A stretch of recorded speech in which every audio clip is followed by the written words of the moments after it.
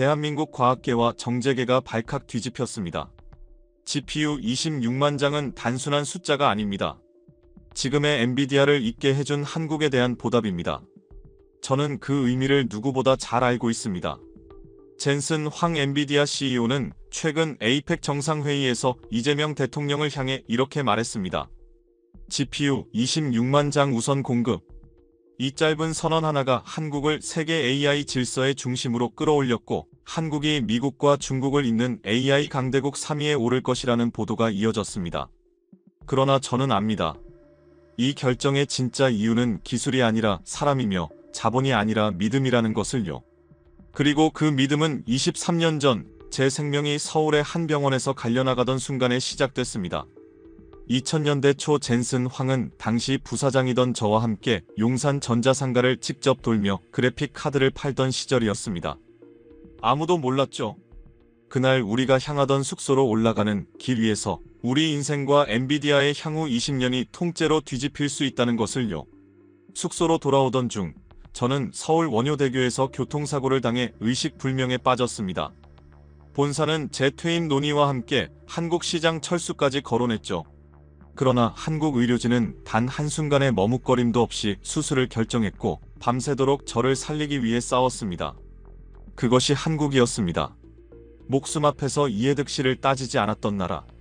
20년 뒤 APC 무대에서 젠슨 황이 고개를 숙였을 때 저는 그 장면을 조용히 바라보다 끝내 눈물을 삼킬 수 없었습니다.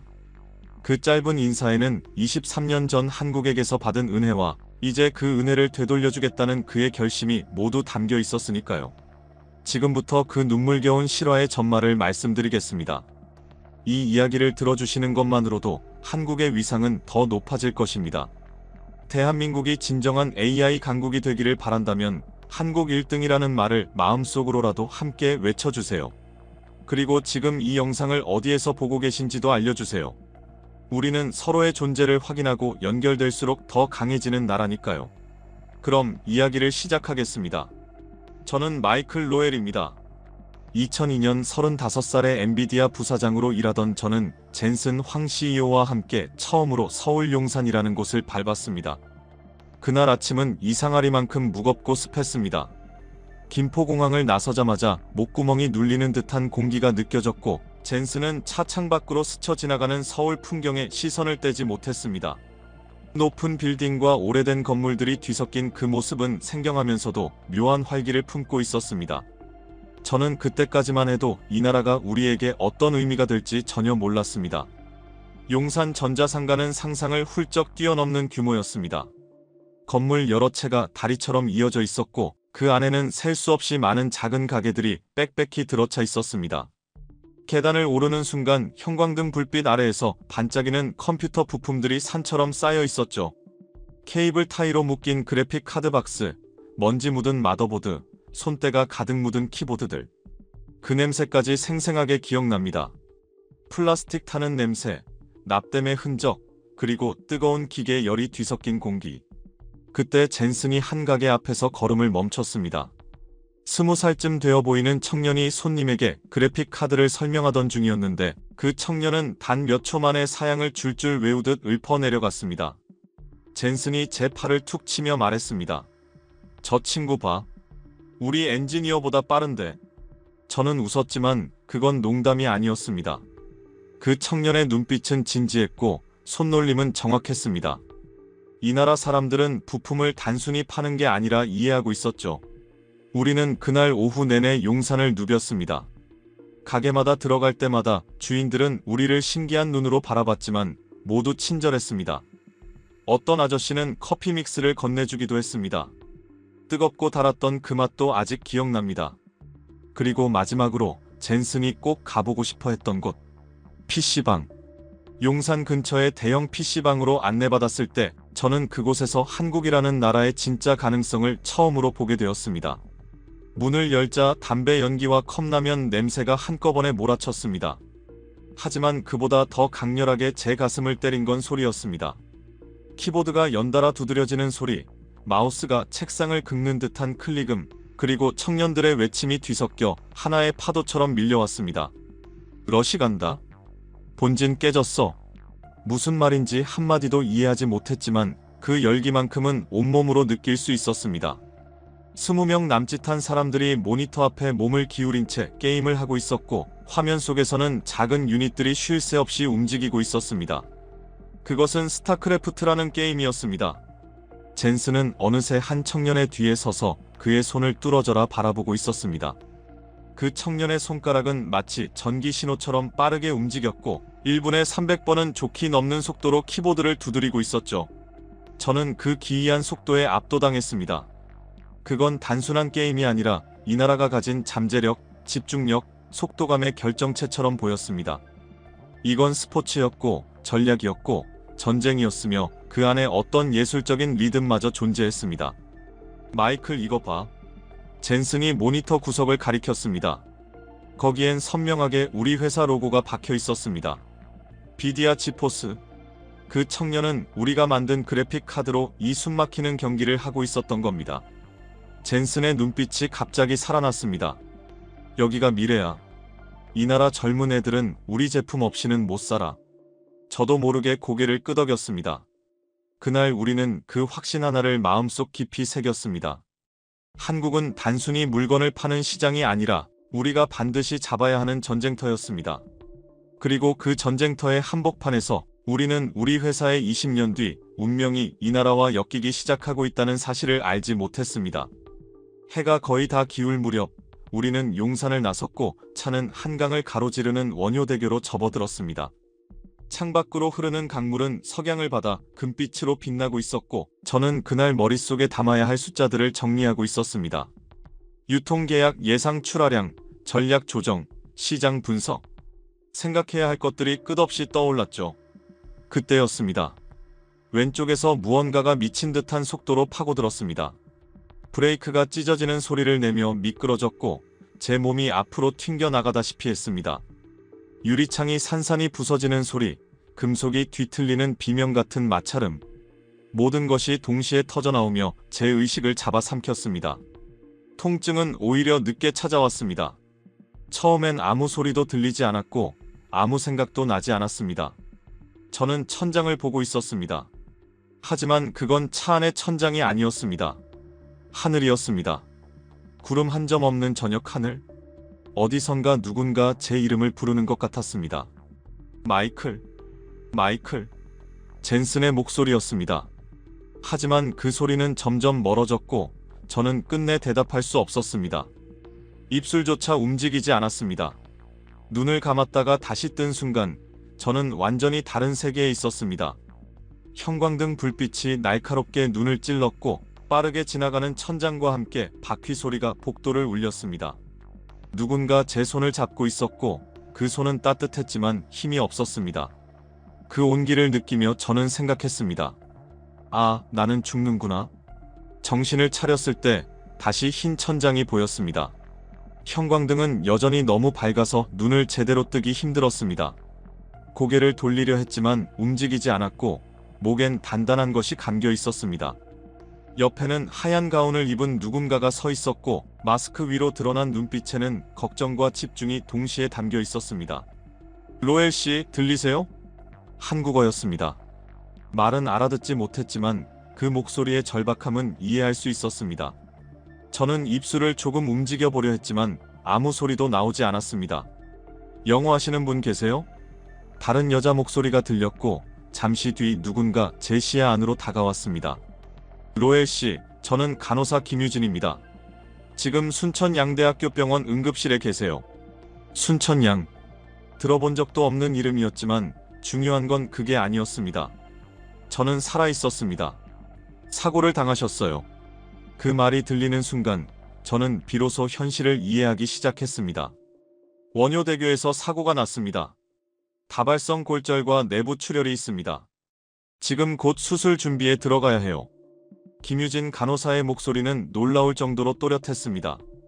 저는 고개를 끄덕여 보려고 했지만 목과 어깨는 마치 돌처럼 굳어 있었고 대신 손가락을 아주 조금 움직이는 것으로 대답을 대신했습니다. 그녀는 제 손을 다시 잡았습니다. 괜찮아요. 저희가 있어요. 그 말은 단순한 위로가 아니었습니다. 그 손에서 느껴지는 따뜻함이 제 몸이 얼마나 심하게 떨리고 있는지 깨닫게 했습니다. 그 떨림은 추위 때문이 아니라 두려움 때문이었습니다. 침대가 움직이기 시작했고 저는 복도를 따라 빠르게 옮겨졌습니다. 천장에 줄지어 박힌 형광등이 하나씩 스쳐 지나갔고 저는 그 불빛을 세어보려 했습니다. 하나, 둘, 셋. 그러나 넷째에서 멈춰버렸습니다. 숫자가 더 이상 떠오르지 않았기 때문입니다. 수술실 문이 열리자 차가운 공기가 얼굴을 훅 스쳤습니다. 사방에서 울려 퍼지는 기계음들, 규칙적으로 뛰는 심장박동 소리. 삐삐삐. 누군가 제 팔에 바늘을 찔렀습니다. 통증이라기보다는 짧은 자극 같았고 저는 그 감각을 마지막으로 또다시 깊은 어둠 속으로 빨려 들어갔습니다. 로엘 씨, 잠시 주무실 거예요. 마취과 의사의 목소리가 희미하게 들렸고 그 말이 끝나기도 전에 세상이 완전히 무너져 내렸습니다. 그리고 꿈을 꿨습니다. 용산 전자상가의 계단을 끝없이 오르고 있었습니다. 아무리 올라가도 같은 층이 반복됐고 형광등 불빛과 컴퓨터 부품들, 청년들의 목소리가 메아리처럼 되돌아왔습니다. 마이클. 누군가 제 이름을 불렀습니다.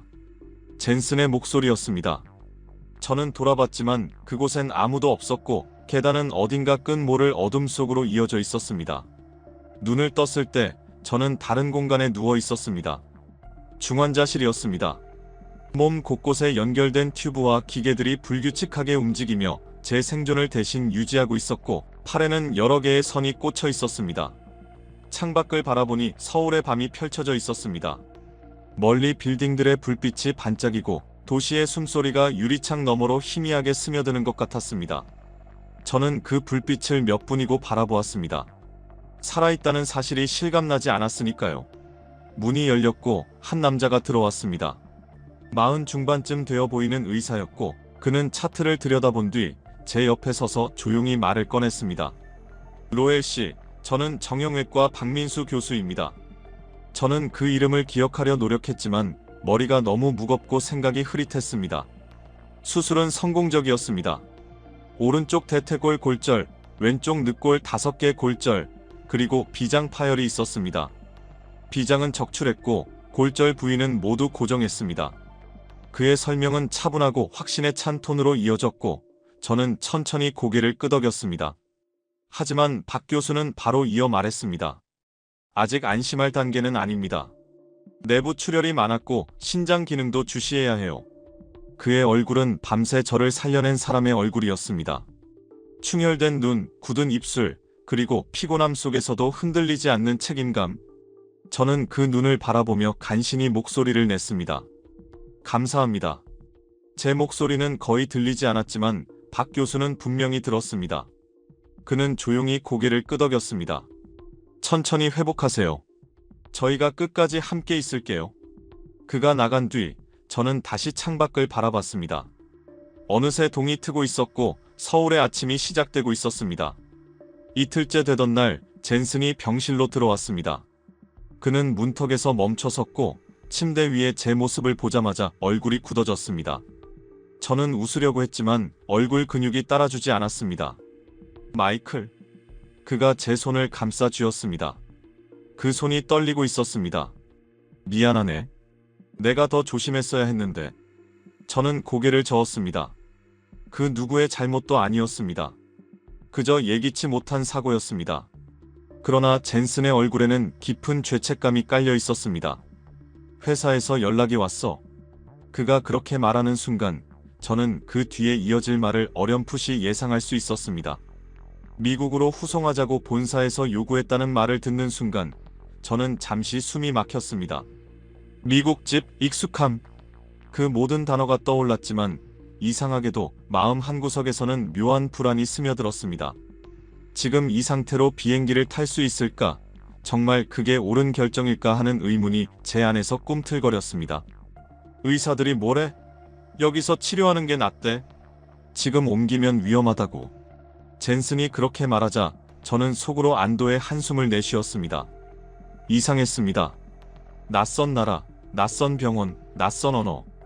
그 모든 것이 낯설어야 했지만 이상하게도 이곳이 더 안전하게 느껴졌습니다. 몸의 감각이 아니라 마음이 그렇게 느끼고 있었습니다. 그럼 여기 있을게. 저는 그렇게 말했습니다. 젠스는 천천히 고개를 끄덕였습니다. 본사에서 계속 연락해. 보험사도 그렇고. 다들 빨리 결정하래. 시간 좀 벌어줘. 나 여기서 나을 거야. 저는 확신이 있었던 건 아니었습니다. 아직도 몸은 움직이지 않았고 미래가 어떻게 될지 가늠조차 되지 않았습니다. 그럼에도 불구하고 저는 그렇게 말할 수밖에 없었습니다. 마치 그 말이 저 스스로에게도 주문을 걸어주는 것처럼 느껴졌습니다. 젠스는 제 손을 더 꽉 잡았습니다. 알았어. 내가 다 처리할게. 넌 그냥 회복만 해. 그날 밤 저는 사고 이후 처음으로 깊은 잠을 잤습니다. 꿈도 없었습니다. 그저 깊고 조용한 어둠이 저를 감쌌습니다. 그리고 깨어났을 때 몸이 조금 가벼워져 있었습니다. 다음 날 박민수 교수가 다시 병실에 들어왔습니다. 이번에는 두세 명의 의사도 함께였습니다. 로엘 씨, 경과가 좋습니다. 하지만 한 가지 문제가 있어요. 제 심장이 쿵 하고 내려앉았습니다. 신장 수치가 계속 오르고 있어요. 투석이 필요할 수도 있습니다. 투석. 그 단어를 듣자 온몸이 싸늘해졌습니다. 신장이 숨을 쉬지 못하면 기계가 대신 피를 거르는 과정. 시간과 체력 그리고 끝없는 불확실성. 얼마나 오래요? 아직 모릅니다. 며칠이 될 수도 몇 달이 될 수도 있어요. 박 교수의 목소리는 무거웠고 그 무게가 제 가슴까지 깊이 내려앉았습니다. 저는 천장을 바라봤습니다. 형광등은 언제나처럼 밝고 차갑게 빛났습니다. 하세요. 뭐든 필요한 거 다 하세요. 저는 그렇게 말했습니다. 박 교수는 고개를 끄덕였습니다. 최선을 다하겠습니다. 그날부터 제 몸에는 투석관이 연결됐습니다. 일주일에 3번 몇 시간씩 기계 옆에 누워 있어야 했습니다. 혈액이 몸 밖으로 나갔다가 다시 들어오는 그 과정을 지켜보는 일은 믿기 어려울 만큼 낯설고 두려웠습니다. 처음엔 어지러웠고 숨이 가빠지는 순간도 있었습니다. 하지만 사람은 참 이상합니다. 무엇이든 언젠가는 익숙해집니다. 창밖의 풍경도 계속 바뀌었습니다. 나무 잎이 떨어지고 눈이 쌓이고 다시 녹았습니다. 계절이 3번이나 움직이는 동안 저는 병실 창 너머로 그 모든 변화를 지켜보았습니다. 나는 살아야 한다. 여기서 끝날 수 없어. 그 생각만이 저를 버티게 했습니다. 석 달이 지나 2003년 초봄이 되었습니다. 창밖에서는 봄비가 조용히 내리고 있었고 빗방울이 유리창을 리듬처럼 두드렸습니다. 저는 그 소리를 들으며 투석 기계 옆에 누워 있었습니다. 그때 젠슨이 다시 병실로 들어왔습니다. 이번에는 표정이 무거웠습니다. 그는 말없이 의자를 끌어와 제 옆에 앉았습니다. 본사에서 결정을 내렸어. 저는 숨을 멈췄습니다. 말하지 않아도 어떤 결정인지 이미 알고 있었습니다. 너를 퇴임시키자는 거야. 이사회에서 논의됐대. 예상했던 이야기였습니다. 하지만 막상 듣고 나니 가슴 한가운데가 꺼지는 듯 했습니다. 35. 부사장. 앞으로 20년은 더 일할 수 있었던 커리어가 이렇게 끝난다는 걸 의미했습니다. 언제? 제 목소리는 떨렸습니다. 아직 확정은 아니야. 내가 맡고 있어. 젠슨은 제 손을 잡으며 말을 이었습니다. 어떻게? 이사들한테 말했어. 내가 회복할 때까지 기다리자고. 넌 단순한 부사장이 아니라 우리 아시아 전략의 핵심이라고. 그의 목소리에는 단단한 힘이 실려 있었습니다. 저는 그의 눈을 바라보았습니다. 지쳐 보였지만 그 안에는 분명 저를 위해 싸우고 있는 의지가 있었습니다. 하지만 시간이 얼마 없어. 분기 실적 발표가 다음 달이거든. 그때까지 네가 좋아지지 않으면. 젠슨은 말을 끝내지 못했습니다. 하지만 저는 알고 있었습니다. 그때까지 걷지 못하면, 그때까지 일을 시작하지 못하면 저는 모든 것을 잃게 된다는 사실을. 노력할게. 저는 그렇게 말했습니다. 젠슨이 천천히 고개를 끄덕였습니다. 알아. 그리고 그는 잠시 숨을 고른 뒤 목소리를 낮추어 말했습니다. 또 하나. 유통업체들이 움직이고 있어. 그 한마디에 저는 또 다른 폭풍이 다가오고 있음을 직감했습니다. 한국 지사장한테 압력을 넣고 있대. 무슨 압력? 내 치료비 때문에 회사가 흔들린다고. 한국 시장에서 철수하는 게 낫지 않냐고. 저는 믿기지 않았습니다. 제 치료 때문에 회사 전체가 흔들린다고요. 얼마나 쓴 거야? 그게 중요한 게 아니야. 젠슨이 손을 내저었습니다. 지금 중요한 건 네가 살아야 한다는 거야. 네가 살아야 우리가 다시 아시아 전략을 세울 수 있어. 그의 말이 가슴 깊이 박혔습니다. 저는 창밖을 봤습니다. 빗줄기가 점점 더 굵어졌습니다. 봄비치고는 너무 차가웠습니다. 젠슨. 응. 미안해. 그런 소리 하지 마. 젠슨이 벌떡 일어났습니다. 목소리가 단단하게 울렸습니다. 넌 잘못한 게 없어. 사고였어. 운이 나빴던 거지. 하지만 우리는 이걸 이겨낼 거야. 꼭. 그가 나간 뒤 저는 천장만 바라봤습니다. 형광등이 작은 소리를 내며 깜빡였습니다. 어디선가 오래된 기계가 숨을 쉬는 것처럼 느껴졌습니다. 다음 날 아침 박민수 교수가 들어왔습니다. 그의 손에는 여러 장의 서류가 들려 있었습니다. 로엘 씨, 재활 치료를 시작해야 합니다. 저는 상반신을 일으키려 했지만 힘이 전혀 들어가지 않았습니다. 박 교수가 침대 각도를 올려주었습니다. 아직 신장 기능은 완전히 돌아오지 않았습니다. 하지만 더 늦출 수 없습니다. 근육이 계속 위축되면 회복이 어려워져요. 언제 시작하죠? 오늘부터입니다. 그의 목소리는 단호했고 저는 고개를 끄덕였습니다. 알겠습니다. 오후에 물리치료사가 왔습니다. 30살쯤 된 여성분이었죠. 이름은 최수진 씨였습니다. 로엘 씨, 처음엔 침대에서부터 할 거예요. 다리를 움직이는 연습부터 시작해봅시다. 최수진 씨가 제 다리를 들어 올렸습니다. 믿을 수 없을 만큼 무겁게 느껴졌습니다. 천천히 무릎을 구부려 보세요. 저는 힘을 줬습니다. 하지만 무릎은 꿈쩍도 하지 않았습니다.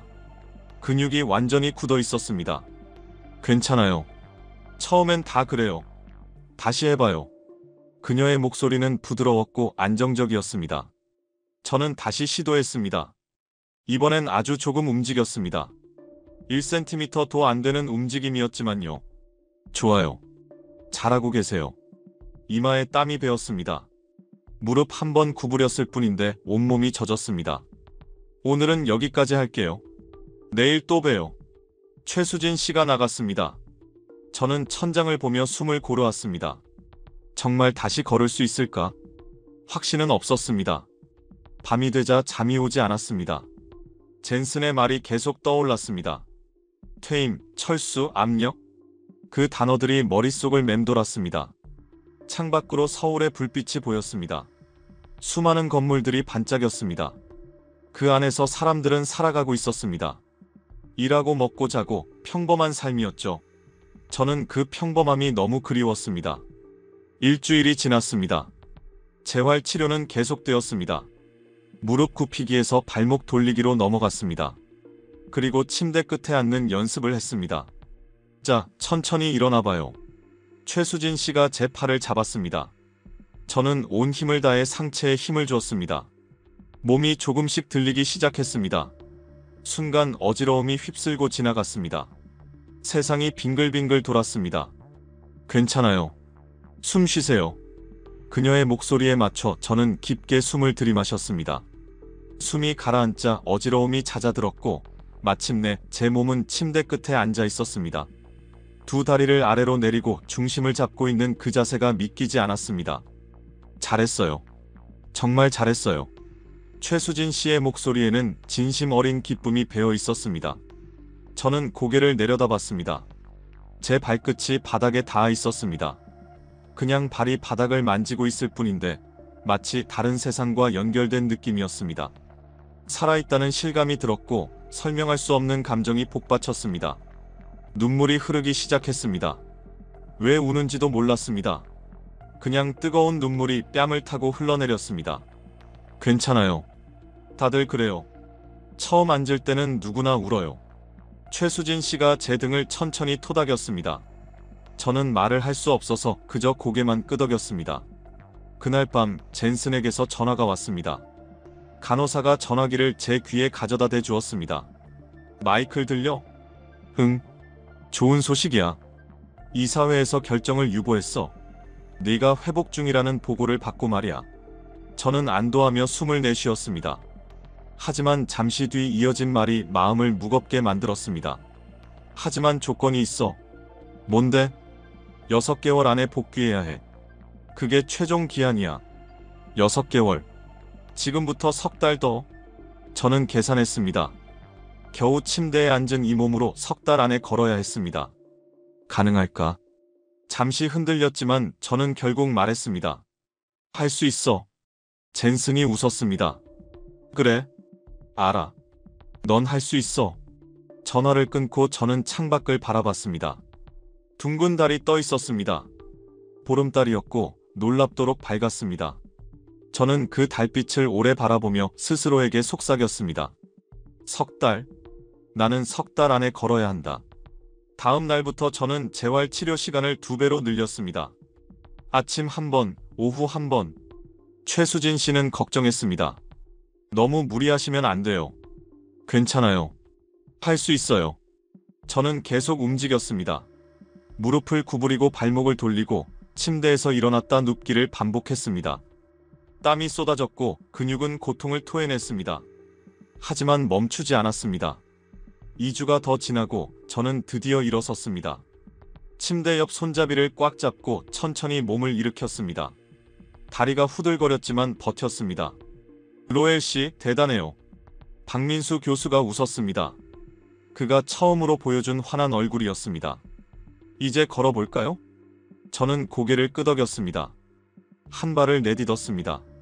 무릎이 순간적으로 꺾였지만 손잡이가 저를 붙잡아 주었습니다.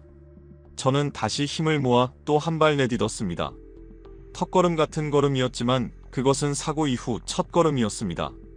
창밖에는 벚꽃이 피기 시작했습니다. 바람에 흩날리는 분홍빛 꽃잎들이 병실까지 날아올 듯 흔들렸습니다. 저는 창가에 서서 그 풍경을 보았습니다. 서 있다는 사실 자체가 믿기지 않았습니다. 로엘 씨, 오늘은 복도를 걸어볼까요? 최수진 씨가 워커를 가져왔습니다. 네 다리가 달린 보행 보조기였습니다.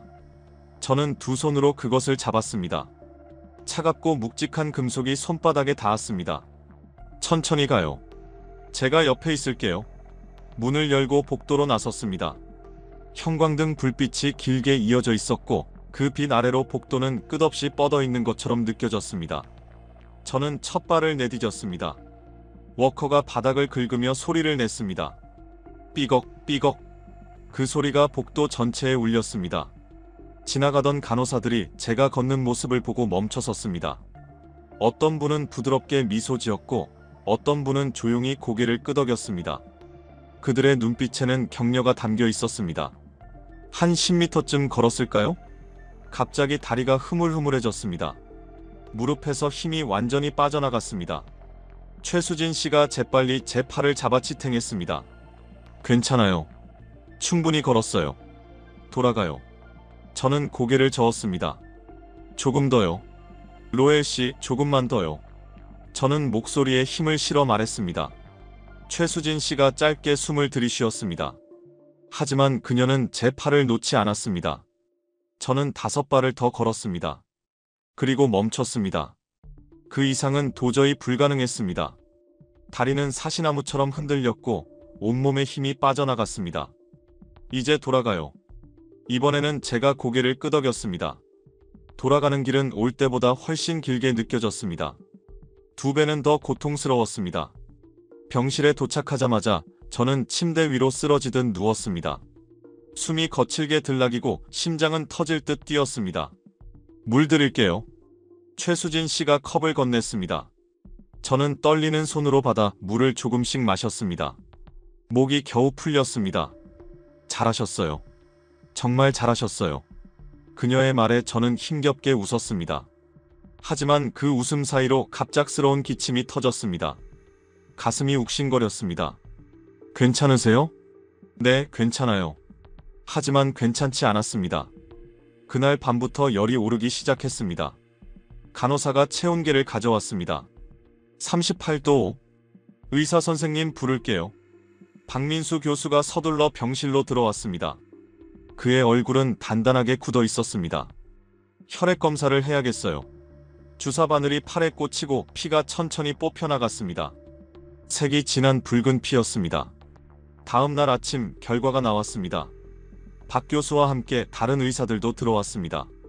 그중 한 명은 신장내과 김태준 교수였습니다. 로엘 씨, 신장 수치가 다시 올랐습니다. 김태준 교수의 목소리는 낮고 무거웠습니다. 재활 치료 때문에 무리가 간 것 같아요. 다시 투석을 시작해야 합니다. 저는 천천히 눈을 감았습니다. 한국 의료진은 저를 살리기 위해 애쓰고 있었지만 제 몸은 또다시 시험대 위에 올라가고 있었습니다. 겨우 벗어났다고 생각했는데 다시였습니다. 얼마나요? 최소 한 달은 해야 할 것 같습니다. 한 달.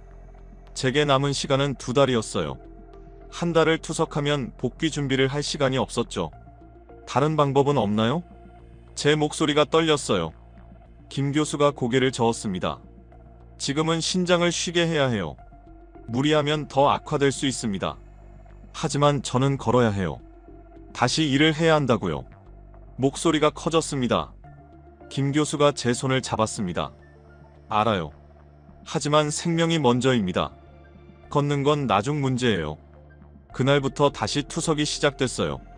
일주일에 3번 4시간씩. 저는 기계 옆에 누워 천장만 봤습니다. 재활 치료는 중단됐죠. 다리 근육이 다시 빠지기 시작했습니다. 겨우 회복했던 힘이 사라졌어요. 저는 그걸 느낄 수 있었습니다. 매일 조금씩 약해지는 게 느껴졌죠. 젠슨이 전화했어요. 어때? 안 좋아.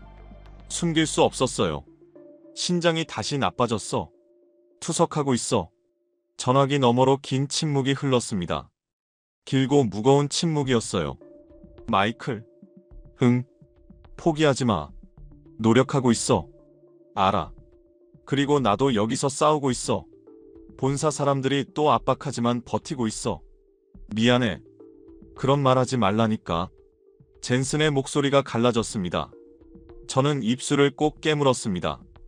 2주일이 지났어요. 어느 날 밤 김태준 교수가 다시 찾아왔습니다.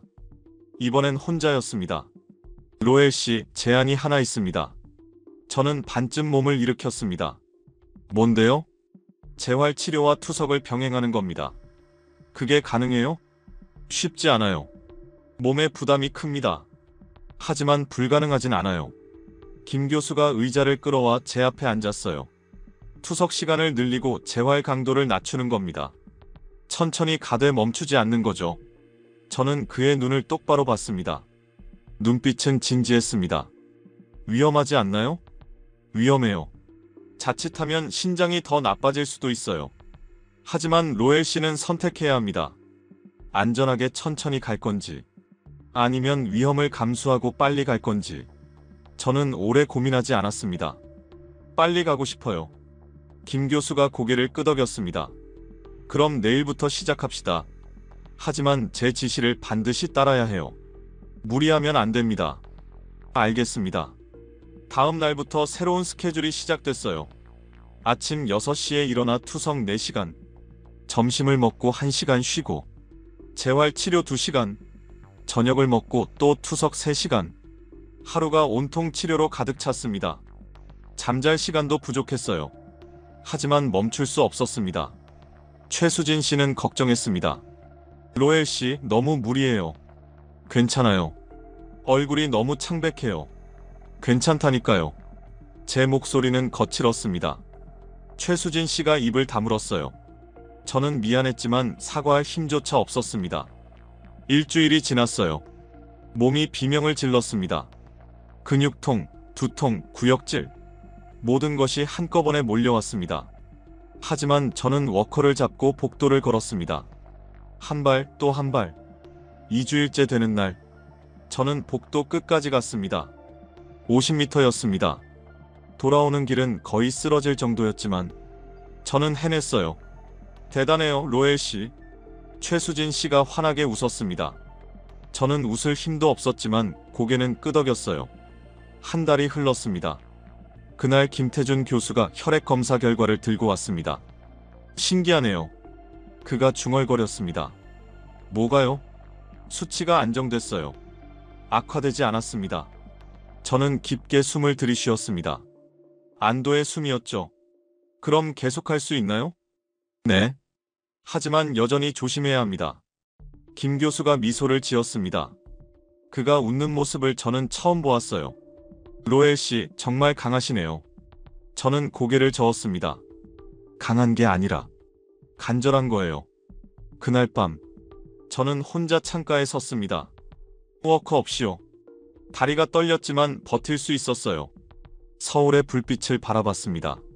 수많은 사람들이 저 불빛 아래에서 살아가고 있었죠. 나도 다시 저 세상으로 돌아갈 거야. 손끝이 저렸습니다. 희망이 손끝에서부터 피어올랐습니다. 5월이 되었습니다. 창밖의 나무들은 짙은 초록으로 변해 있었어요. 저는 이제 워커 없이 걸을 수 있었습니다. 느렸지만 혼자 걷는 건 가능했습니다. 어느 날 오후, 박민수 교수가 들어왔습니다. 그리고 그의 뒤로 젠슨이 따라 들어왔습니다. 석 달 만의 만남이었어요. 마이클. 젠슨이 달려와 저를 끌어안았습니다. 그 힘이 너무 세서 저는 비틀거렸습니다. 하지만 넘어지지 않았습니다. 이런 미안한 젠슨이 물러섰어요. 그의 눈이 붉어져 있었습니다. 괜찮아. 이제 웬만한 건 버틸 수 있어. 저는 웃었어요. 젠슨도 웃었습니다. 하지만 그의 웃음엔 눈물이 섞여 있었죠. 앉으세요. 두 분. 박민수 교수가 의자를 권했어요. 우리는 작은 테이블을 사이에 두고 앉았습니다. 로엘 씨 경과를 말씀드리겠습니다. 박 교수가 차트를 펼쳤어요. 골절 부위는 거의 완치됐습니다. 뼈가 잘 붙었어요. 신장 기능도 많이 회복됐고요. 투석 횟수를 줄일 수 있을 것 같습니다. 젠슨이 제 손을 잡았어요. 떨리고 있었습니다. 언제쯤 퇴원할 수 있을까요? 제가 물었어요. 박 교수가 잠시 생각했습니다. 한 달 정도 더 지켜봐야 할 것 같습니다. 신장이 완전히 안정될 때까지요. 한 달. 저는 계산했어요. 그럼 6월 말 복귀 기한인 7월까지 딱 맞았습니다. 최선을 다하겠습니다. 박 교수가 나간 뒤 젠슨과 저만 남았어요. 그가 창밖을 봤습니다. 본사 상황이 어때? 제가 물었어요. 젠슨이 한숨을 쉬었습니다. 솔직히 말할게. 좋지 않아. 얼마나? 이사회가 분기마다 너에 대한 보고를 요구해. 언제 복귀하느냐고. 치료비가 얼마나 드느냐고. 젠슨의 목소리가 지쳐 있었어요. 그리고 유통업체들이 계속 압박해. 한국 시장에서 철수하라고. 내 치료 때문에 회사 이미지가 나빠진다고. 저는 주먹을 쥐었어요. 손톱이 손바닥에 박혔습니다. 젠슨, 나 때문에 회사가 흔들리는 거잖아. 아니야. 젠슨이 제 어깨를 잡았어요. 넌 회사를 흔드는 게 아니라 지키고 있어. 내가 여기서 버티는 게 우리한테 얼마나 큰 의미인지 알아? 무슨 의미인데? 우리가 사람을 버리지 않는다는 거야. 우리가 끝까지 책임진다는 거야. 그게 우리 회사의 가치야. 젠슨의 눈이 반짝였어요. 본사 사람들은 몰라. 하지만 한국 직원들은 알아. 내가 여기서 치료받는 걸 보면서 우리 회사를 다시 보기 시작했어. 더 열심히 일해. 더 충성스러워졌어. 저는 놀랐습니다. 제 투병이 그런 의미가 있을 줄은 몰랐거든요. 그리고 말이야. 젠슨이 가방에서 뭔가를 꺼냈어요. 편지 뭉치였습니다. 이것 좀 봐. 저는 편지를 받았어요. 한국어로 쓰여 있었죠. 뭐라고 쓰여 있어? 한국 직원들이 보낸 거야. 내게 힘내라고. 빨리 돌아오라고. 젠슨이 한 장을 펼쳤어요. 여기 이 사람은 용산에서 일하는 유통업자야. 내가 용산 왔을 때 만났던 사람 중 한 명 그 사람이 쓴 거야. 로엘 부사장님이 빨리 나으셔서 다시 용산에 오셨으면 좋겠다고. 저는 편지를 한참 들여다봤어요. 글자를 읽을 순 없었지만 마음은 느껴졌습니다. 고마워. 제 목소리가 떨렸어요. 젠슨이 제 등을 두드렸습니다. 마이클, 넌 혼자가 아니야. 우리 모두가 너와 함께 싸우고 있어. 그날 밤, 저는 그 편지들을 침대 옆에 두고 잤어요. 한글을 읽을 수 없었지만 그냥 곁에 두고 싶었습니다. 다음 날부터 재활 치료가 더 강화됐어요. 이제는 계단을 오르는 연습을 시작했습니다. 한 계단씩 천천히요. 최수진 씨가 제 팔을 잡았어요. 저는 난간을 붙잡고 발을 올렸습니다. 무릎에 힘을 줬죠. 몸이 올라갔어요. 턱. 계단이었습니다. 좋아요. 다음 계단. 또 올랐어요. 허벅지 근육이 당겼습니다. 하지만 참았어요. 세 번째, 네 번째, 다섯 계단을 올랐습니다. 내려가 볼까요? 내려가는 게 더 무서웠어요. 중심을 잃을 것 같았죠. 하지만 한 발씩 조심스럽게 내디뎠습니다. 다섯 계단을 다시 내려왔어요. 완벽해요. 최수진 씨가 박수쳤어요. 저는 숨을 몰아쉬며 웃었습니다. 일주일 뒤, 저는 병원 로비까지 내려갔어요. 1층이었습니다. 엘리베이터를 타고 내려온 게 아니라 계단으로 걸어 내려갔죠. 3층에서 1층까지 58계단이었습니다. 로비는 사람들로 붐볐습니다. 환자들, 보호자들, 의사들 모두 바쁘게 움직이고 있었죠. 저는 그 풍경을 한참 바라봤어요. 살아있는 세상이었습니다. 커피 마실래요? 최수진 씨가 물었어요. 로비 한쪽에 작은 매점이 있었습니다. 좋아요. 우리는 매점으로 갔어요. 최수진 씨가 커피 2잔을 샀습니다. 종이컵에 담긴 뜨거운 커피였죠. 여기 앉아요. 로비 벤치에 앉았어요. 커피를 한 모금 마셨습니다. 쓰고 뜨거웠어요. 하지만 좋았습니다. 오래간만에 맛본 제대로 된 커피였거든요. 로엘 씨. 예. 정말 대단하세요. 최수진 씨가 말했어요. 제가 10년 넘게 재활 치료를 해왔는데 로엘 씨만큼 빨리 회복한 사람은 처음이에요. 운이 좋았죠. 운이 아니에요. 의지예요. 그녀의 목소리가 단호했어요. 포기하지 않는 마음이 몸을 일으킨 거예요. 저는 커피를 또 한 모금 마셨습니다. 목구멍을 타고 내려가는 온기가 느껴졌어요. 최수진 씨. 예, 네. 고마워요. 정말로요. 제 일이에요. 아니에요. 일 이상이었어요. 당신이 없었으면 전 여기까지 못 왔어요. 최수진 씨가 웃었어요. 부끄러운 듯 고개를 숙였습니다. 빨리 나으셔서 다시 일하러 가세요. 그게 제일 큰 보답이에요. 우리는 한참 동안 말없이 앉아 있었어요. 로비를 지나다니는 사람들을 봤습니다. 저는 그들 하나하나가 다 이유가 있어서 여기 온 거라고 생각했어요. 아픈 사람, 치료하는 사람, 기다리는 사람 모두가 살기 위해 이곳에 있었죠. 6월이 됐습니다. 투석이 일주일에 한 번으로 줄었어요. 신장 수치가 계속 좋아졌거든요.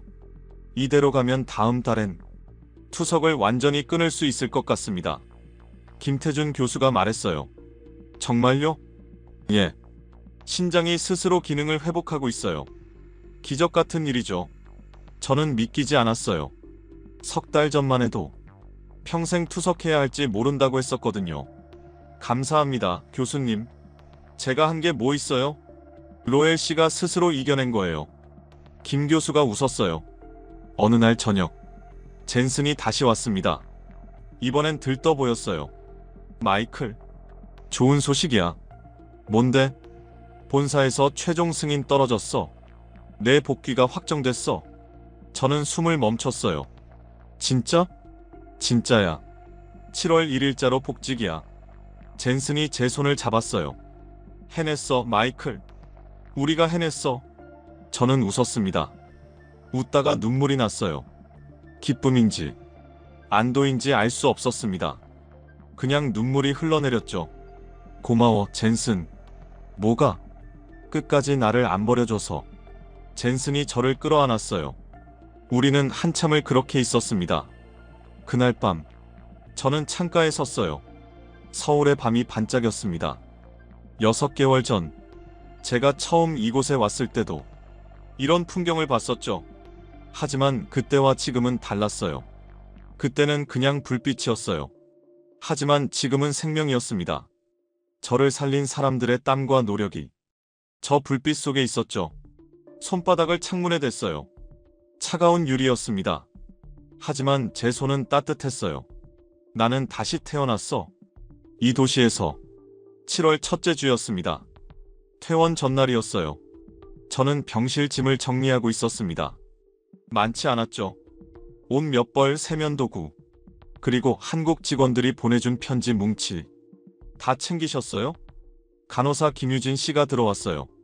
제가 응급실에서 처음 만났던 그 간호사였습니다. 네. 다 챙겼어요. 내일 아침 10시에 퇴원 수속하시면 돼요. 알겠습니다. 김유진 간호사가 문 앞에서 멈칫했어요. 로엘 씨. 예, 네. 정말 대단하세요. 처음 오셨을 때 얼마나 위중하셨는지 아세요? 저는 고개를 저었어요. 솔직히 잘 기억 안 나요. 그때는 정신이 없어서요. 저희도 떨었어요. 외국인 환자인데 이렇게 중상이면 어쩌나 하고요. 하지만 끝까지 포기하지 않으셨잖아요. 그녀의 목소리에 감정이 묻어났어요. 감사합니다. 정말로요. 여러분이 아니었으면 저는 여기 없었을 거예요. 김유진 간호사가 웃었어요. 그리고 나갔습니다. 저는 다시 짐을 봤어요. 편지 뭉치를 손에 들었습니다. 무거웠어요. 종이의 무게가 아니라 마음의 무게였죠. 다음 날 아침, 박민수 교수와 김태준 교수가 함께 왔어요. 로엘 씨, 마지막 검진하겠습니다. 청진기가 가슴에 닿았습니다. 차가웠습니다. 심장 좋아요. 폐도 깨끗하고요. 박 교수가 웃었어요. 혈압도 정상이고 신장 수치도 안정적이에요. 김 교수가 차트에 뭔가를 적었습니다. 앞으로 석 달에 한 번씩 외래 진료 오시면 돼요. 경과를 계속 지켜봐야 하니까요. 네, 그렇게 하겠습니다. 그리고 무리하지 마세요. 아직 완전히 회복된 건 아니니까요. 박 교수의 목소리가 단호했어요. 알겠습니다. 로엘 씨. 김 교수가 제 어깨를 두드렸어요. 정말 잘 싸우셨어요. 의사로서 이런 환자분이 드물어요. 교수님들 덕분이에요. 아니에요. 로엘 씨의 의지 덕분이에요. 오전 10시. 저는 병원 로비에 섰습니다. 젠슨이 차를 가지고 올 때까지 기다리고 있었어요. 로비는 여전히 사람들로 붐볐죠. 로엘 씨. 뒤에서 목소리가 들렸어요. 돌아보니 최수진 씨였습니다. 그녀가 달려왔어요. 가신다고 인사도 없이? 아, 미안해요. 너무 바쁘실 것 같아서요. 아니에요. 시간 냈어요. 최수진 씨가 작은 상자를 건넸어요. 이거요. 뭔데요? 열어보세요. 상자를 열었어요. 안에 작은 인형이 들어 있었습니다. 한복을 입은 인형이었죠. 한국 전통 인형이에요. 행운을 가져다 준대요. 고마워요. 저는 인형을 꺼내 들었어요. 정교하게 만들어져 있었습니다. 로엘 씨, 미국 가서도 건강하세요. 그리고 무리하지 마시고요. 그럴게요. 최수진 씨도 건강하세요. 우리는 악수했어요. 그녀의 손이 따뜻했습니다. 젠슨의 차가 도착했어요. 검은색 세단이었습니다. 저는 차에 올랐죠. 병원이 멀어졌어요. 뒤를 돌아봤습니다. 순천향대학교 병원이라는 간판이 점점 작아졌어요. 어디 가고 싶어? 젠슨이 물었어요. 용산요? 용산? 예, 네. 가고 싶어요. 다시 한번요. 젠슨이 고개를 끄덕였습니다. 차는 한강을 건넜어요. 원효대교였습니다. 제가 사고 났던 그 다리였죠. 저는 창밖을 봤어요. 강물이 흐르고 있었습니다. 여전히 반짝였어요. 용산 전자상가에 도착했어요. 6개월 만이지만 별로 변하지 않았더군요. 여전히 복잡했고, 여전히 시끄러웠고, 여전히 뜨거웠습니다. 계단을 올랐어요. 천천히요. 한 계단씩. 다리가 떨렸지만 넘어지지 않았습니다. 2층에 도착했죠. 잠깐만요. 저는 한 가게 앞에 멈춰섰어요. 6개월 전 들어갔던 그 가게였습니다. 주인 아저씨가 여전히 카운터에 앉아 있었어요. 들어가 볼까요? 젠슨이 물었어요. 저는 고개를 끄덕였습니다. 가게 안으로 들어갔어요. 주인 아저씨가 저를 봤습니다. 잠시 멈칫하더니 입을 벌렸어요. 그때 그 외국인? 저는 웃었어요. 기억하세요? 그럼요. 근데 무슨 일 있으셨어요? 많이 여위셨네요. 사고가 있었어요. 병원에 있다가 이제 퇴원했어요. 아이고, 그랬어요. 괜찮으세요? 주인 아저씨의 얼굴에 걱정이 가득했어요. 이제 괜찮아요. 다행이네요. 커피 한잔 하세요. 그가 커피 믹스를 타기 시작했어요. 익숙한 손놀림이었죠. 달콤한 냄새가 났습니다. 여기요. 뜨거운 종이컵을 받았어요. 6개월 전에도 마셨던 그 맛이었습니다. 감사합니다. 아니에요. 그나저나 여기 또 오신 이유가 있어요? 저는 가게를 둘러봤어요. 그래픽 카드들이 진열돼 있었습니다. 우리 회사 제품도 보였죠. 그냥 다시 보고 싶었어요. 제가 여기서 일을 시작했거든요. 아, 그러셨구나. 무슨 일 하세요? 컴퓨터 부품 회사 다녀요. 젠슨이 웃으며 끼어들었어요. 이 친구가 저희 회사 부사장이에요. 주인 아저씨가 놀란 표정을 지었어요. 진짜요? 부사장이 이런 데까지 직접 오시고요? 여기가 중요한 곳이니까요. 제가 말했어요.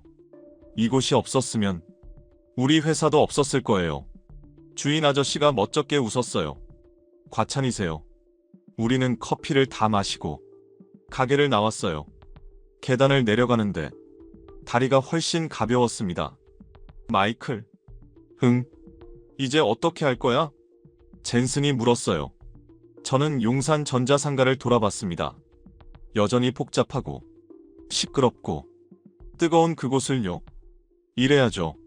다시 시작해야죠. 힘들 텐데. 괜찮아요. 이미 제일 힘든 건 이겨냈으니까요. 차로 돌아왔어요. 출발하기 전에 한 번 더 뒤돌아봤습니다. 용산 전자상가 건물들이 서 있었어요. 낡았지만 단단해 보였습니다. 이곳이 역사 속으로 사라질 위기라고 들었어요. 제 마음이 씁쓸해졌어요. 하지만 동시에 다짐했죠. 내 기억 속에는 영원히 남을 거예요. 여기가 내가 다시 태어난 곳이니까요. 차가 출발했어요. 용산이 멀어졌습니다. 하지만 가슴 속엔 여전히 그곳이 있었어요. 뜨겁게 살아 숨쉬는 그 거리가요. 호텔로 갈까? 젠슨이 물었어요. 예, 네. 쉬어야죠. 내일부터 일해야 하니까요. 벌써? 당연하죠. 6개월이나 쉬었는데요. 저는 웃었어요. 젠슨도 웃었습니다. 차는 한강을 따라 달렸어요. 석양이 강물에 반사돼 반짝였습니다. 저는 그 빛을 한참 바라봤어요. 살아있다는 게 느껴졌어요. 숨 쉬는 것, 보는 것, 듣는 것, 모든 게 선명했습니다. 이게 기적이구나 싶었죠. 석 달이 흘렀습니다. 2003년 가을이었어요. 저는 다시 일을 시작했습니다. 처음엔 하루 몇 시간만 일했어요. 몸이 아직 완전하지 않았거든요. 하지만 점차 시간을 늘렸죠. 로엘 씨, 무리하지 마세요. 한국 지사 직원들이 걱정했어요. 하지만 저는 괜찮았습니다.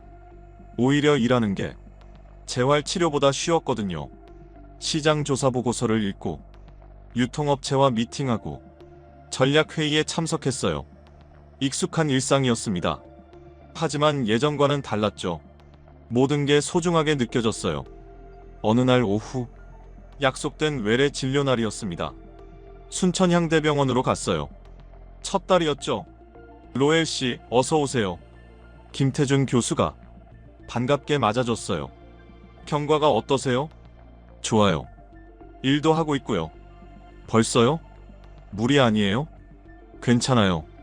천천히 하고 있어요. 혈액 검사를 했어요. 결과를 기다리는 동안 복도에 앉아 있었습니다. 지나가는 환자들을 봤어요. 모두가 나름의 싸움을 하고 있었죠. 로엘 씨, 들어오세요. 진료실로 들어갔어요. 김 교수가 모니터를 보고 있었습니다. 놀랍네요. 뭐가요? 신장 수치가 정상이에요. 완전히 정상. 제 심장이 뛰었어요. 정말요? 예. 네. 크레아티닌 수치, 사구체 역과율 모두 정상 범위예요. 김 교수가 웃었어요. 투석 완전히 끊어도 될 것 같습니다. 저는 숨을 깊이 들이마셨어요. 믿기지 않았습니다. 교수님. 예, 네. 이게 정말 가능한 일인가요? 투석하던 사람이 완치되는 게요. 드물죠. 아주 드물어요. 하지만 불가능하진 않아요. 로엘 씨가 증명했으니까요. 김 교수가 일어나 제 손을 잡았어요. 축하합니다. 정말로요. 감사합니다. 목소리가 떨렸어요. 김 교수가 제 어깨를 두드렸습니다. 박민수 교수의 진료실로도 갔어요. 골절 부위 확인이 필요했거든요. 엑스레이 찍어볼까요? 영상의학과로 갔습니다. 차가운 기계 앞에 섰어요. 찰칵 소리가 났죠. 다시 진료실로 돌아왔어요. 박 교수가 엑스레이 사진을 걸어놓고 있었습니다. 봐요. 여기. 그가 사진을 가리켰어요. 대퇴골이 완전히 붙었어요. 늑골도 마찬가지고요. 뼈가 아주 튼튼하게 재생됐어요. 걷는데 문제 없을까요? 전혀요. 이제 정상적인 활동 다 할 수 있어요. 달리기도 가능하고요. 박 교수가 웃었어요. 물론 처음엔 천천히 시작하세요. 하지만 제한은 없어요. 저는 안도했습니다. 완전히 회복됐다는 게 실감났어요. 박 교수님. 네. 정말 감사합니다. 교수님이 아니었으면 저는 여기 없었을 거예요. 제 일을 했을 뿐이에요. 아니에요. 그 이상이었어요. 박 교수가 잠시 말이 없었어요. 그러더니 천천히 말했습니다. 로엘 씨, 솔직히 처음엔 자신이 없었어요. 너무 중상이었거든요. 하지만 로엘 씨가 포기하지 않는 걸 보면서 저도 힘을 얻었어요. 저도 교수님한테 힘을 얻었어요. 우리는 악수했어요. 긴 악수였습니다. 병원을 나오는데 로비에서 최수진 씨를 만났어요. 로엘 씨, 최수진 씨, 어떻게 됐어요? 완치예요. 신장도 골절도 모두요. 최수진 씨의 얼굴이 환해졌어요. 정말요? 축하해요. 고마워요. 최수진 씨 덕분이에요. 아니에요. 로엘 씨가 잘 싸워서예요. 같이 커피 한잔 할래요? 좋아요. 우리는 병원 앞으로 갔어요. 작은 카페였습니다. 창가 자리에 앉았죠. 아메리카노 2잔이요. 커피가 나왔어요. 따뜻한 김이 올라왔습니다. 최수진 씨. 네. 저 미국으로 돌아가요. 다음 달에요. 최수진 씨의 얼굴이 조금 어두워졌어요. 그렇군요. 당연하죠. 미국이 집이니까요. 하지만 또 올 거예요. 일 때문에라도. 자주 와야 하니까요. 그럼 그때 꼭 연락하세요. 밥이라도 같이 먹어요. 그럴게요. 우리는 커피를 마시며 한참을 이야기했어요. 병원 이야기, 환자 이야기, 서울 이야기. 시간이 빨리 갔습니다. 가봐야겠어요. 오후에 환자가 있어서요. 최수진 씨가 일어났어요. 건강하세요, 로엘 씨. 미국 가서도요. 최수진 씨도요. 그녀가 나갔어요. 저는 혼자 앉아 커피를 다 마셨습니다. 창밖으로 사람들이 지나갔어요. 모두 바쁘게 걸어가고 있었죠. 11월이 됐습니다. 귀국 일주일 전이었어요. 저는 마지막으로 병원을 찾았습니다. 공식적인 진료는 아니었어요. 그냥 인사하러 간 거였죠. 로엘 씨, 온다고 했으면 말렸어야 하는 건데. 박민수 교수가 웃으며 말했어요. 그의 연구실이었습니다. 책들이 가득했죠. 그냥 인사하고 싶었어요.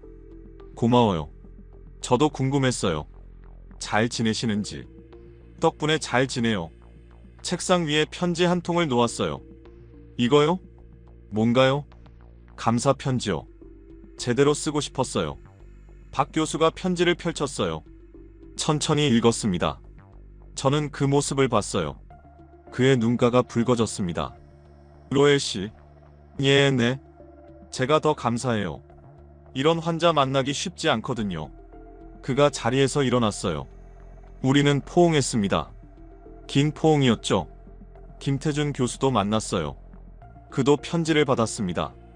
미국 가서도 정기 검진 받으세요. 물론이죠. 그리고 무리하지 마시고요. 네. 명심할게요. 로엘 씨, 건강하세요. 행복하시고요. 김 교수가 웃었어요. 따뜻한 웃음이었습니다. 병원을 나오는데 석양이 지고 있었어요. 하늘이 붉게 물들었죠.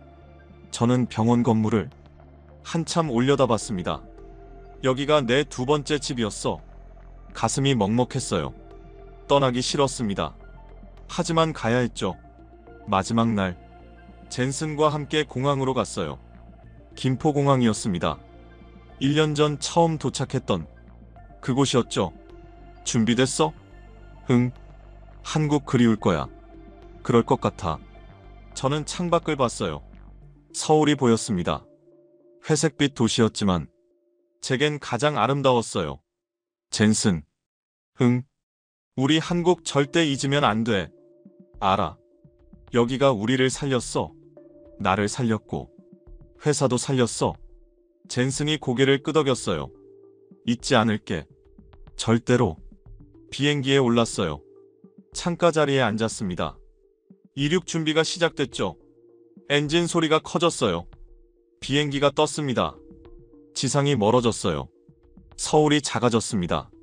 하지만 제 가슴 속엔 여전히 그곳이 있었어요. 순천 양대병원, 용산 전자상가, 한강. 그리고 저를 살려준 사람들. 눈을 감았어요. 얼굴들이 스쳐 지나갔습니다. 박민수 교수, 김태준 교수, 최수진 씨, 김유진 간호사. 모두가 제 생명의 은인이었죠. 감사합니다. 정말로요. 마음속으로 속삭였어요. 비행기는 계속 올라갔습니다. 구름 위로요. 23년이 흘렀습니다. 2025년 가을이었어요. 저는 노년이 됐습니다. 머리에 흰머리가 섞였고 얼굴엔 주름이 생겼죠. 하지만 여전히 걸을 수 있었어요. 달릴 수도 있었고요. 로엘 부사장님, 준비되셨습니까? 비서가 물었어요. 저는 넥타이를 매만졌습니다. 네, 준비됐어요. 경주였습니다. 에이펙 정상회의가 열리는 곳이었죠. 엔비디아 대표단으로 왔어요. 젠슨 황 최고 경영자와 함께요. 호텔 로비로 내려갔어요. 젠슨이 기다리고 있었습니다. 60이 넘었지만 여전히 정정했어요. 마이클, 긴장돼? 조금요. 오늘 중요한 날이야. 알아요. 차가 출발했어요. 경주 시내를 지나갔습니다.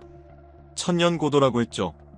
오래된 건물들과 현대식 건물들이 섞여 있었어요. 회의장에 도착했어요. 기자들이 많았습니다. 플래시가 터졌죠. 젠슨이 먼저 내렸어요. 저는 그 뒤를 따랐습니다. 젠슨 황씨, 이쪽 봐주세요. 기자들이 소리쳤어요. 젠슨이 손을 흔들었습니다. 저는 조용히 뒤에 섰어요. 회의장 안으로 들어갔어요. 넓은 홀이었습니다. 각국 대표단이 자리를 잡고 있었죠. 한국 대통령, 이재명 씨도 보였어요. 저쪽이에요. 안내원이 우리 자리로 데려갔어요. 맨 앞줄이었습니다. 젠슨과 이재명 대통령이 회담할 자리, 바로 옆이었죠. 긴장되네요. 옆에 앉은 동료가 말했어요. 이번 계약 규모가 엄청나잖아요. 그러게요. 저는 무대를 봤어요.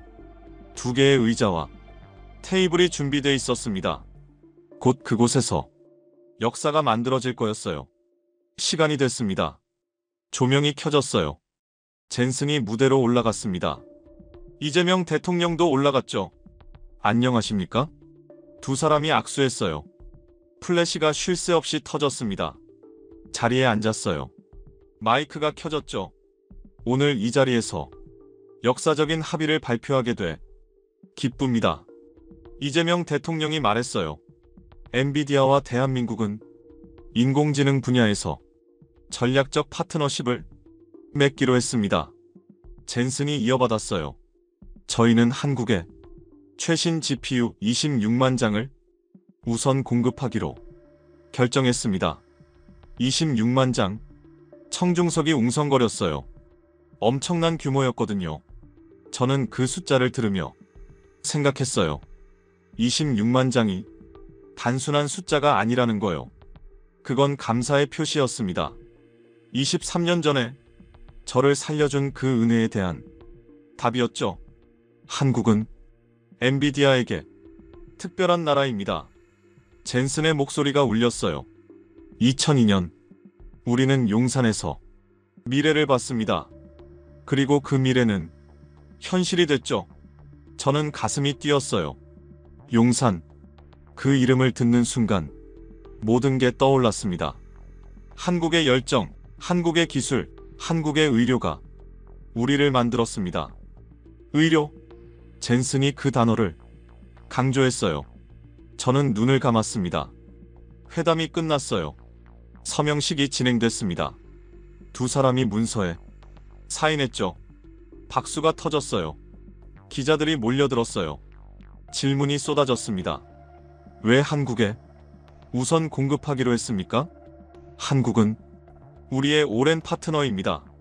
그리고 은혜를 잊지 않는 것이 우리 회사의 철학이죠. 젠슨이 대답했어요. 저는 뒤에서 조용히 듣고 있었습니다. 행사가 끝났어요. 사람들이 빠져나가기 시작했죠. 저는 자리에서 일어나지 않았어요. 그냥 앉아서 무대를 봤습니다. 부사장님, 비서가 불렀어요. 괜찮아요. 잠깐만 있을게요. 비서가 나갔어요. 저는 혼자 남았습니다. 홀이 점점 비었어요. 고개를 숙였어요. 이마에 땀이 맺혔습니다. 손으로 닦았죠. 떨리고 있었어요. 그날의 의사 한 명이 아니었더라면 박민수 교수가 떠올랐어요. 처음을 수술했던 그분이요. 이 자리에 모든 조명은 꺼졌을 것이다. 김태준 교수도 떠올랐어요. 투석을 담당했던 그분이요. 은혜는 기억이고 최수진 씨가 떠올랐어요. 다시 걷게 해준 그분이요. 이제야 비로소 돌려줄 수 있다. 눈물이 났어요. 노년 나이에 저는 울고 있었습니다. 조용히요. 아무 소리도 내지 않고요. 23년 전 대교에서 죽을 뻔했어요. 하지만 한국이 저를 살렸습니다. 순천 양대병원이 저를 살렸어요.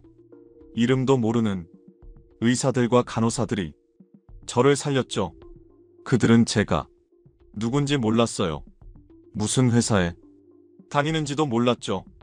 그냥 살려야 할 생명이었을 뿐이에요. 하지만 그 결정이 세상을 바꿨습니다. 제가 살았기에 엔비디아는 계속 한국과 일할 수 있었어요. 제가 살았기에 오늘 이 계약이 가능했죠. 26만 장. 그건 숫자가 아니었어요. 감사의 무게였습니다. 마이클. 뒤에서 목소리가 들렸어요. 젠슨이었습니다. 괜찮아. 저는 고개를 끄덕였어요. 얼굴을 닦았습니다. 생각나? 응. 나도 그래. 젠슨이 옆에 앉았어요. 23년 전 그날 네가 쓰러졌을 때 정말 무서웠어. 내가 죽을까봐. 미안해. 미안할 거 없어. 그리고 고마워. 뭐가? 끝까지 버텨줘서. 살아줘서. 젠슨의 목소리가 떨렸어요. 네가 살았기에 우리 회사도 살았어. 한국도 우리를 믿어줬고 우리는 한참을 말없이 앉아 있었어요. 텅 빈 홀에서요. 가자. 젠슨이 일어났어요. 저도 따라 일어났습니다. 밖으로 나왔어요. 경주의 밤이 시작되고 있었습니다. 가로등이 하나씩 켜졌죠. 저녁 먹고 싶은 데 있어? 순대국이요? 뭐? 순대국 먹고 싶어요. 한국 음식이요. 젠슨이 웃었어요. 좋아. 가자. 우리는 호텔 근처 식당으로 갔어요. 작은 식당이었습니다. 순대국 2그릇을 주문했죠. 김이 모락모락 나는 국이 나왔어요. 뜨거웠습니다. 한 숟가락 떴어요.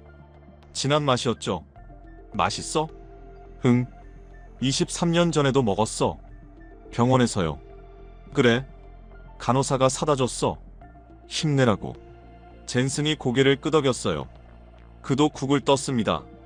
한국은 참 따뜻한 나라야. 응. 정말로. 저는 국을 다 먹었어요. 배가 불렀습니다. 몸도 따뜻해졌죠. 식당을 나와 걸었어요. 경주 거리를 따라 천천히요. 마이클. 응. 우리 절대 한국 잊으면 안 돼. 알아. 절대 안 잊을 거야. 이게 시작이야. 앞으로 더 많이 해줄 거야. 응, 그래야지.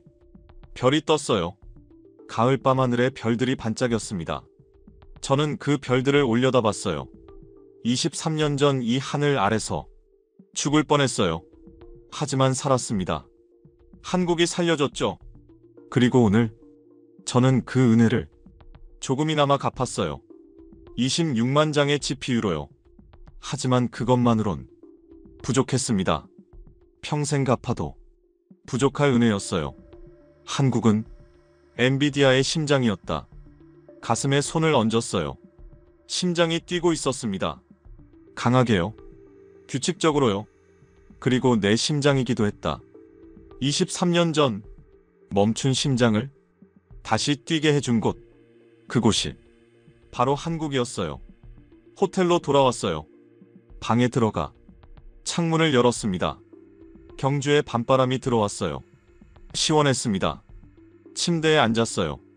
지갑에서 낡은 사진 한 장을 꺼냈습니다. 순천 양대병원 앞에서 찍은 사진이었어요. 다시 태어나던 날이었죠. 박민수 교수, 김태준 교수, 최수진 씨와 함께 찍었어요. 사진 속 제 얼굴은 여위였지만 웃고 있었어요. 진짜 웃음이었습니다. 감사합니다. 정말로요. 사진을 다시 지갑에 넣었어요. 조심스럽게요. 침대에 누웠습니다. 천장을 봤어요. 하얀 천장이었죠. 여러분은 언제 한국이 따뜻하다고 느끼셨나요? 마음속으로 물었어요. 여러분에게요. 저는 죽어가던 순간에 느꼈습니다. 낯선 나라, 낯선 병원에서 이름도 모르는 사람들이 제 생명을 붙들어줬을 때요. 눈을 감았어요. 그 따뜻함을 절대 잊지 않겠습니다. 그리고 계속 갚아나가겠습니다. 평생요. 잠이 왔어요. 깊은 잠이었습니다. 꿈은 없었어요. 하지만 평온했죠. 다음 날 아침 서울로 돌아가는 길이었어요. 차 안에서 젠슨이 말했습니다. 마이클, 다음 주에 용산 가볼래? 용산? 응. 전자상가 말이야. 아직 있대. 저는 웃었어요. 가야죠. 당연히요. 그때 그 아저씨 아직 계실까? 모르죠. 23년이나 됐는데 그래도 가보자. 그래요. 차는 계속 달렸어요. 서울로요. 제가 다시 태어난 그 도시로요. 창밖으로 한국의 풍경이 지나갔어요. 산, 강, 논밭, 마을. 모든 게 아름다웠습니다. 이 이야기가 마음에 닿으셨다면 기억해주세요. 마음속으로 말했어요. 은혜는 있는 게 아니라 돌려주는 거라는 거요. 그리고 생명은 국경을 넘어 이어진다는 거. 손을 창문에 댔어요. 따뜻했습니다. 한국의 햇살이 손바닥을 데웠죠. 감사합니다. 한국. 여러분은 언제 한국이 따뜻하다고 느끼셨나요? 이 이야기가 마음에 닿으셨다면 댓글로 여러분의 경험을 들려주세요.